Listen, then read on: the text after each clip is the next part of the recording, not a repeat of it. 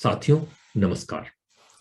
लाभकारी खेती की दिशा में हमारे छोटे से प्रयास डी के कहल को भरपूर प्यार और प्रशंसा के लिए टीम एचएफ सर्विस की तरफ से आप सभी का धन्यवाद और हार्दिक आभार।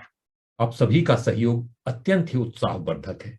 हमें यह बताते हुए खुशी हो रही है कि इस वीडियो श्रृंखला के लॉन्च के बाद अब तक हमने 9 एपिसोड पूरे कर लिए हैं और हम आशा करते हैं कि आपके सहयोग से हर हफ्ते एक नया एपिसोड भी आप तक ला सकेंगे।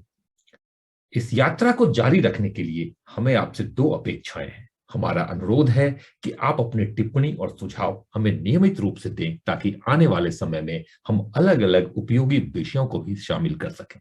साथ ही चैनल को सब्सक्राइब करने के लिए घंटी के बटन को दबाएं यदि अभी तक नहीं किया हो तो, ताकि वीडियो रिलीज होते ही सीधे आप तक पहुंच जाए। आगे बढ़ने से पहले यह सुझाव है कि वास्तविक लाभ के लिए वीडियो को अंत तक जरूर देखें क्योंकि इसमें कुछ खास है। तो आइए वीडियो श्रृंखला डी के कहल की 10वीं कड़ी में एक बार फिर से आपका स्वागत है। साथियों, आप अच्छी तरीके से जानते हैं कि वातावरण में 78% नाइट्रोजन है और धरती पर जीवन के लिए नाइट्रोजन कितना उपयोगी है। शाकाहारी भोजन में प्रोटीन का मूल स्रोत फलियां या दलहनी फसलें ही हैं। फलीदार फसलों में वातावरण के नाइट्रोजन को खींचकर उसे अमोनिया के रूप में बदलने का विशेष गुण होता है। अमोनिया पौधे द्वारा आसानी से उपयोग किया जाता है। यहां यह जानना दिलचस्प होगा कि प्रोटीन बनाने के लिए नाइट्रोजन मुख्य घटक है और प्रकृति ने फलीदार फसलों को उनकी 50 से 80% जरूरत को पूरा करने के लिए विशेष प्रावधान किया हुआ है। शेष नाइट्रोजन की पूर्ति जमीन से या फिर अन्य स्रोत द्वारा होती है। इसके लिए दलहनी फसलों की जड़ों पर एक विशेष फैक्ट्री यानी नोड्यूल्स होता है, जिसे शायद आपने देखा भी होगा। इन गांठों या नोड्यूल्स में राइजोबियम या ब्रेडी राइजोबियम प्रजाति के बैक्टीरिया, जिसे सामूहिक रूप से राइजोबिया कहा जाता है, पाया जाता है। दलहनी पौधों के साथ उचित बैक्टीरिया सहजीवी या पारस्परिक रूप से लाभकारी, जैसे कि पति पत्नी की तरह संबंध बनाता है। इसकी प्रक्रिया है, बैक्टीरिया बारीक जड़ों के माध्यम से पौधे में प्रवेश करता है और सुरक्षात्मक गांठों के अंदर कई गुना बढ़ता है। पौधे प्रकाश संश्लेषण से प्राप्त ऊर्जा की आपूर्ति बैक्टीरिया को करता है। बदले में बैक्टीरिया नाइट्रोजनेज एंजाइम की मदद से नाइट्रोजन गैस को अमोनिया में बदल देता है। साथ ही ग्लूटामाइन और यूराइड जैसी उपयोगी कार्बनिक पदार्थ भी पौधे के उपयोग के लिए उपलब्ध कराता है।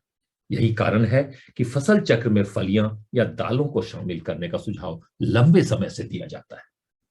अब कोई ये पूछे कि अगर फलियां या दालों में सारी व्यवस्थाएं हैं तो फिर राइजोबिया का टीका अलग से लगाने की क्या जरूरत है?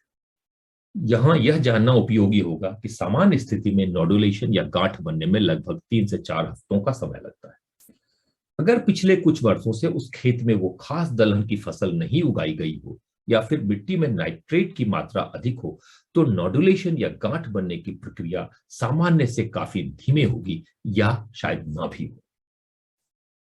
हाल ही में प्रकाशित एक अध्ययन रिपोर्ट के अनुसार भारतीय मिट्टी में पर्याप्त नाइट्रोजन फिक्सिंग बैक्टीरिया नहीं होता।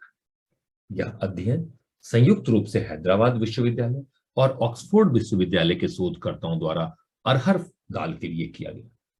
उन्होंने पाया कि भारतीय मिट्टी में गैर सहजीवी प्रजातियां तो प्रचुर मात्रा में है, लेकिन सहजीवी बैक्टीरिया बहुत ही कम मात्रा में।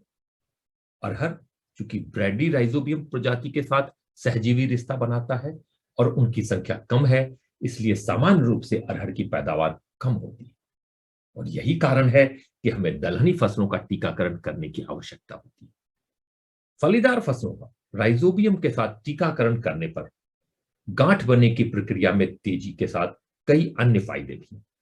यह बैक्टीरिया इंडोल एसिटिक एसिड को संश्लेषित करता है, जो जड़ के विकास को बढ़ाता है, बीज के अंकुरण को बढ़ाता है और जमीन में 50 से 200 किलोग्राम तक नाइट्रोजन को जमा करने में मदद करता है।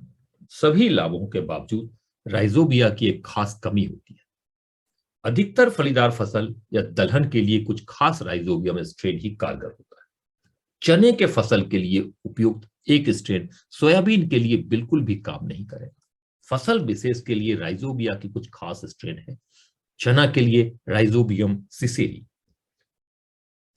मूंग और उड़द के लिए राइजोबियम फैसियोलाई, सोयाबीन के लिए ब्रैडीराइजोबियम जैपोनिकम। वहीं मटर, मसूर और बाकला के लिए राइजोबियम लेग्यूमिनोसरम, मूंगफली के लिए राइजोबियम गार्दीनी, अल्फाल्फा, लूसर्न, रिज्का और मीठा तिपतिया घास के लिए राइजोबियम मेलोलिटी और तिपतिया घास या क्लोवर के लिए राइजोबियम त्रिफोली। यहां यह बताना जरूरी है कि बाजार में उपलब्ध राइजोबियम के पैकेट और लेबल को सावधानी से देखना चाहिए, क्योंकि सफल नोड्यूलेशन और प्रभावी नाइट्रोजन स्थिरीकरण के लिए केवल सही स्ट्रेन ही कारगर होता है। ऐसा इसलिए क्योंकि कई बार बाजार में उपलब्ध राइजोबियम कल्चर के प्रजातियों का नाम का उल्लेख नहीं रहता और विभिन्न फसलों के लिए एक ही कल्चर का सुझाव दिया जाता है। इसलिए एक बार फिर इस बात पर जोर दिया जाता है कि प्रभावी नाइट्रोजन स्थिरीकरण के लिए केवल सही इनोकुलेंट की आवश्यकता होती है, अन्यथा इससे कोई विशेष लाभ नहीं होगा। जहां तक इसके उपयोग का सवाल है, राइजोबियम का उपयोग केवल बीज उपचार द्वारा होना चाहिए। केवल अनुशंसित मात्रा में ही उपयोग करना चाहिए या अधिकतम 3 से 5 मिली या 5 से 10 ग्राम प्रति किलो बीज का ही इस्तेमाल होना चाहिए। अधिक मात्रा से कोई विशेष लाभ नहीं होगा। धन्यवाद। वीडियो को लाइक और चैनल को सब्सक्राइब करें, अपने दोस्तों से साझा करें, साथ ही अपने सुझाव भी दें ताकि आने वाले समय में नए विषयों को भी शामिल किया जा सके।